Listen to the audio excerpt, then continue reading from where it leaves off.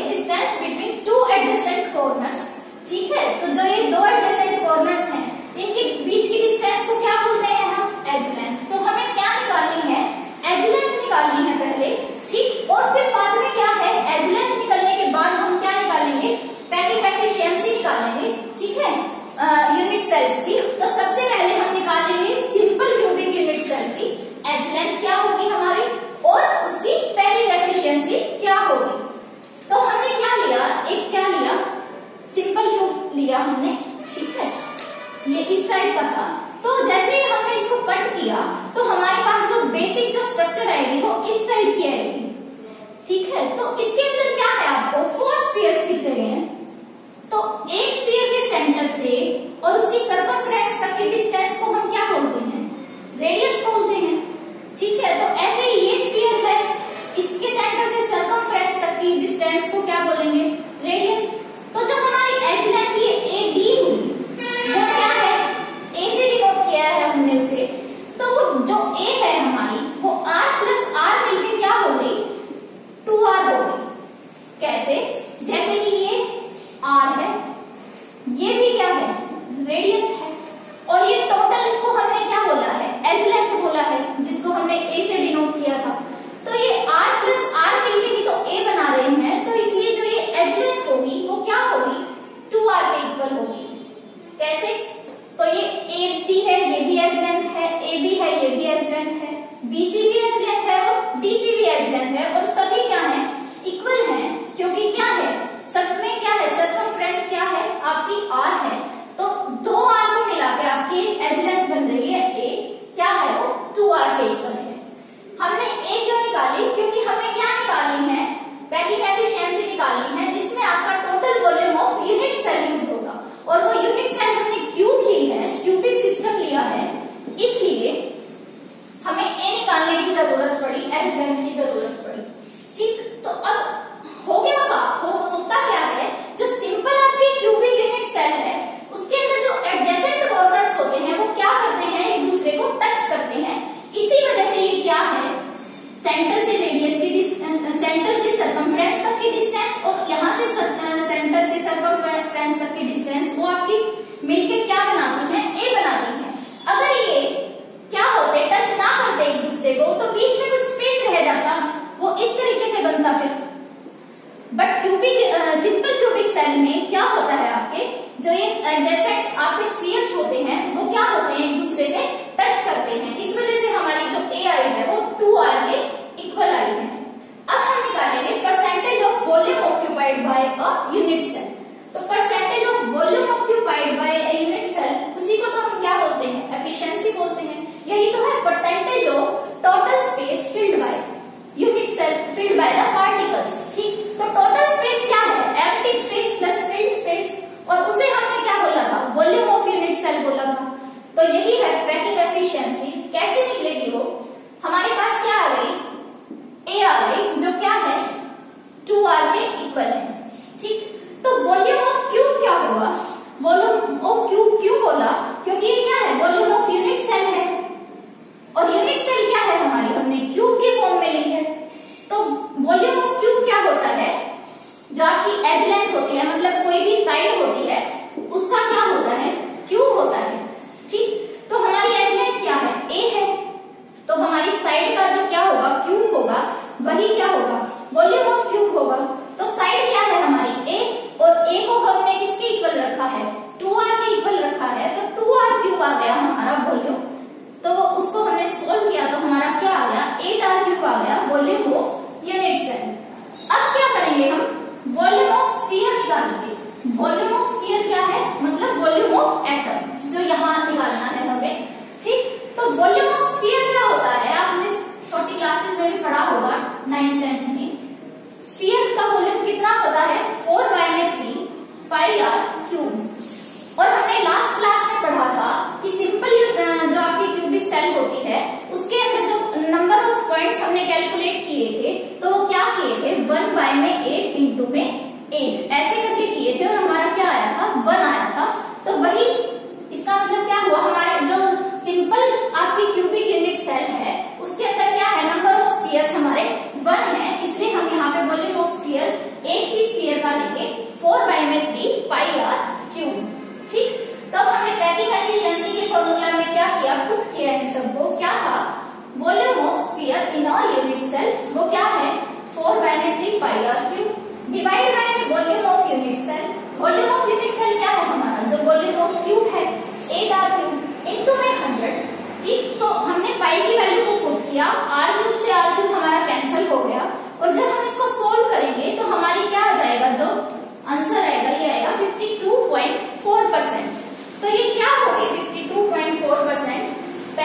Efficiency of simple cubic unit cell.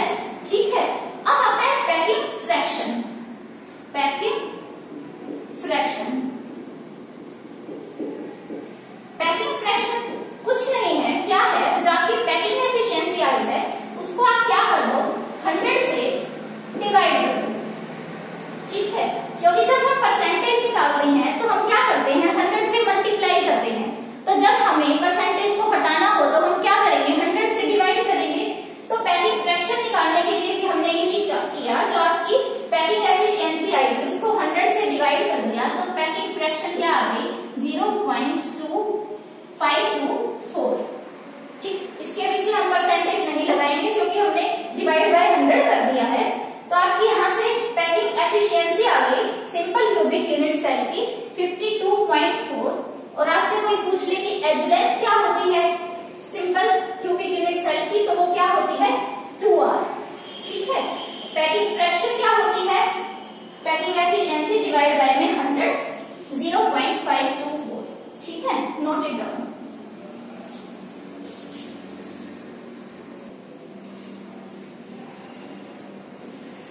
So students, अब हम पढ़ेंगे हमारी सेकंड यूनिट सेल की एज लेंथ और पैकिंग एफिशिएंसी के बारे में। ठीक है, तो हमने सेकंड यूनिट सेल कौन सी चूज की है, BCC, body centred cubic unit cell. ठीक, तो हमने क्या बोला था कि जो हम स्टडी करेंगे वो क्यूबिक सिस्टम के बारे में स्टडी करेंगे। तो ठीक है, तो बीसीसी के अंदर क्या होता है, आपके जो एडजेसेंट कॉर्नर्स होते हैं वो टच नहीं करते एक दूसरे के साथ। ठीक, जैसे कि थोड़े इस टाइप से होते हैं वो। ठीक है, वो एक दूसरे के साथ टच नहीं करते। बट जो ये सारे एटम्स हैं, आपने जब मैंने आपको बीसीसी के बारे में बताया था उसमें क्या बताया था कि बॉडी के अंदर भी क्या होता है, प्रेजेंट होता है एक एटम। जो आपका क्यूब था उसकी बॉडी के सेंटर में भी प्रेजेंट होता है एक एटम। तो जो वो एटम होता है उसके साथ ये सारे क्या करते हैं, टच करते हैं। तो जो आपके कॉर्नर्स वाले जो एटम होंगे वो एक दूसरे के साथ टच नहीं करेंगे, बट जो बॉडी के सेंटर में आपके एटम होगा उसके साथ क्या करेंगे, ये टच करेंगे। कैसे, ऐसे, ये ऐसे, और ये आपका क्या होगा, बॉडी वाला। तो इसको तो ये सभी टच कर रहे हैं बट एक दूसरे को ये टच नहीं कर रहे हैं, तो ये इस टाइप की अरेंजमेंट होती है। ठीक है, तो हमने इसको क्या दिखाया है, पूरे क्यूब के अंदर दिखाया है। कैसे, A, B, C, हमने ये 3 कॉर्नर्स चूज किए।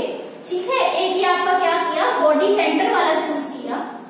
तो क्या हुआ, ये एक दूसरे को तो टच नहीं करेंगे, बट क्या कर रहे हैं, ये और ये बॉडी सेंटर से क्या कर रहा है, टच कर रहा है। ये भी क्या कर रहा है, बॉडी सेंटर से टच कर रहा है। एग्जैक्टली स्पेस है कैसे, ये ऐसे हैं और ये ऐसे हैं, कुछ इस तरीके से हैं और ये ऐसे हैं। ठीक है, तो जो ये आपकी अरेंजमेंट हो रही है इसके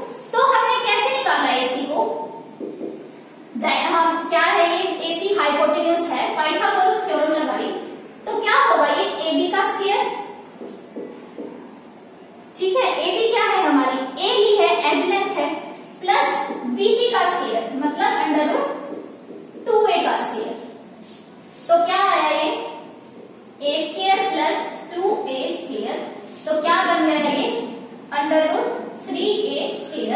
तो यहां से ये क्या आ गया AC का सॉरी ये आ गया, और ये हमारा अंडर से क्या हुआ, ये कैंसिल हो गया। तो यहाँ पे जो हमारा AC आ गया वो क्या आ गया √3a के इक्वल आ गया। ठीक, तो ये AC हमारा पाइथागोरस थ्योरम को अप्लाई करने पे क्या आया है √3a। और जो AC हमने क्यूब की तरह पढ़ा कि ऐसे आपके 3 स्फीयर्स दे रखे हैं, ठीक है, तो 3 स्फीयर्स के अंदर जो AC की आपकी डिस्टेंस आ रही है टोटल मिला के वो क्या आ रही है 4r के इक्वल आ रही है।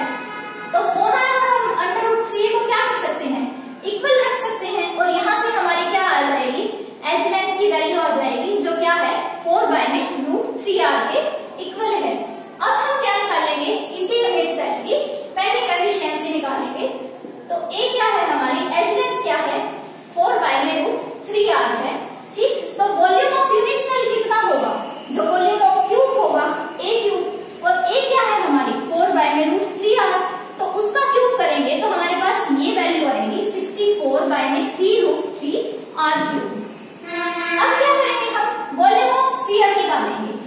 लास्ट लेक्चर में हमने पढ़ा था स्फीयर्स पर यूनिट सेल क्या होते हैं BCC के अंदर 2 आते हैं हमारे, ठीक है, जो हमने कैलकुलेट किए थे पॉइंट्स पर यूनिट सेल। हमने वॉल्यूम ऑफ क्या निकाला 2 स्फीयर्स निकाला।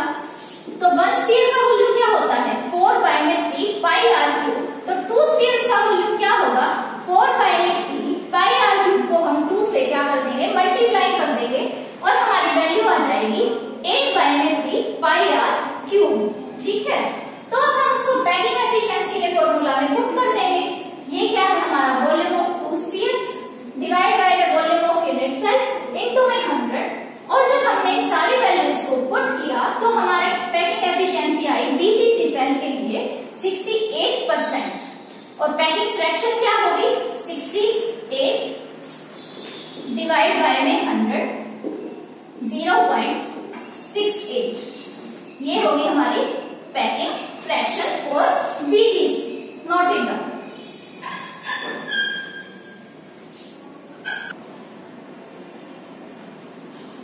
सो स्टूडेंट्स, अब हम पढ़ेंगे एज लेंथ और पैकिंग एफिशिएंसी की FCC के बारे में। ठीक है, कि हमें FCC की एज लेंथ और पैकिंग एफिशिएंसी पता करनी है कि वो क्या होगी। होता क्या है FCC के अंदर जो स्फीयर्स की अरेंजमेंट होती है, कैसे जो एडजेसेंट के आपके क्या होते हैं कॉर्नर्स वाले एटम्स होते हैं वो क्या होते हैं एक दूसरे को टच नहीं करते, बट जो क्या होता है आपके फेस सेंटर में एटम होते हैं वो सभी उसको क्या करते हैं टच करते हैं। ठीक है, जो आपकी एडजेसेंट कॉर्नर्स वाले जो एटम होंगे वो एक दूसरे को टच नहीं करेंगे, बट वो सभी जो एडजेसेंट कॉर्नर्स वाले एटम्स हैं वो फेस सेंटर वाले जो एटम होंगे उनको क्या करेंगे टच करेंगे। जैसे कि इसके अंदर मैंने दिखाया है, इसी तरह से आपको फिगर बनाना है एज लेंथ कैलकुलेट करने के लिए। ठीक है, तो यहाँ से क्या पता चल रहा है आपको, ये क्या है AB, ठीक है, तो ये AB क्या है आपकी एज लेंथ हुई, BC भी क्या हुई आपकी एज लेंथ हुई। ठीक, तो अब इसके अंदर क्या हो रहा है,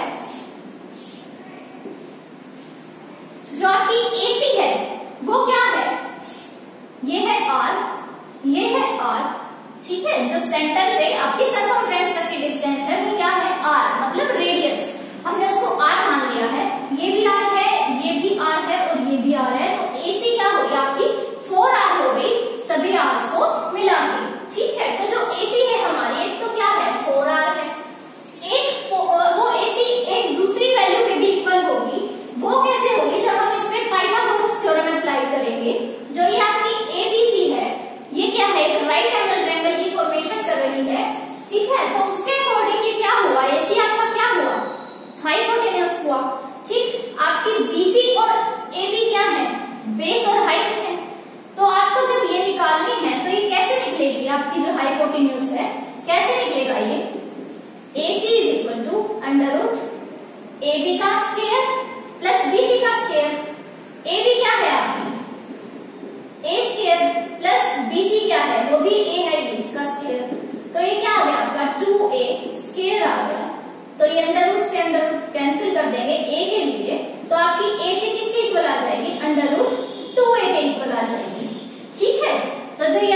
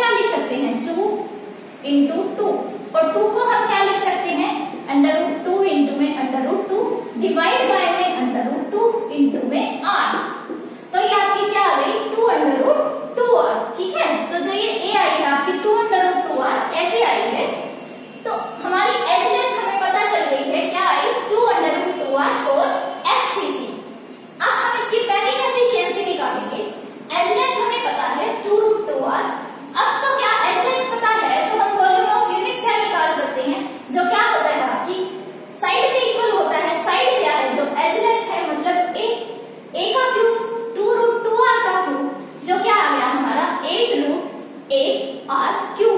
ये क्या आ गया? Volume of unit cell. अब हम क्या करेंगे? वॉल्यूम ऑफ स्फीयर निकालेंगे। एफसीसी में हमने क्या कैलकुलेट किया था? स्फीयर्स पर यूनिट सेल क्या होते हैं? 4 होते हैं। एफसीसी का नंबर 4 होता है, ठीक है। जो आपके स्फीयर्स होते हैं पर यूनिट सेल वो एफसीसी में 4 होंगे। हमने लास्ट लेक्चर पे कैलकुलेट किया था, ठीक है। तो हम एक स्फीयर का वॉल्यूम नहीं निकालेंगे, हम 4 स्फीयर्स का वॉल्यूम निकालेंगे, जो क्या होगा? 4 इंटू में 4/3 πr³। तो हमारा क्या आ गया? Volume of 4 sphere 16/3 πr³। तो पैकिंग एफिशिएंसी के फॉर्मूला मैंने पुट किया। क्या है formula? Volume of a sphere, ठीक। यहाँ पे 4 स्फीयर्स थे तो हमने वॉल्यूम ऑफ 4 स्फीयर्स लिया, divide by volume of unit cell लिया, जो क्या है? 8√8 πr³। इंटू में क्या कर दिया हमने? 100 कर दिया। तो इन सब की वैल्यू पुट करके हमारे पास पैकिंग एफिशिएंसी आई एफसीसी की 74%। अब पैकिंग फ्रैक्शन निकालनी हो तो फिर क्या करेंगे? पैकिंग फ्रैक्शन मतलब जो पैकिंग एफिशिएंसी की वैल्यू है वो डिवाइड बाय में 100, तो क्या आ गई? 0.74। ये आ गई एफसीसी के लिए। तो आज हमने क्या पढ़ा? आपकी जो तीनों सेल यूनिट सेल्स थी उनके बारे में पढ़ा कि उनकी एज लेंथ कैसे कैलकुलेट करेंगे, उनकी पैकिंग एफिशिएंसी कैसे कैलकुलेट करेंगे। तो आपकी सिंपल क्यूबिक यूनिट सेल के लिए क्या आई थी पैकिंग एफिशिएंसी? 52.5।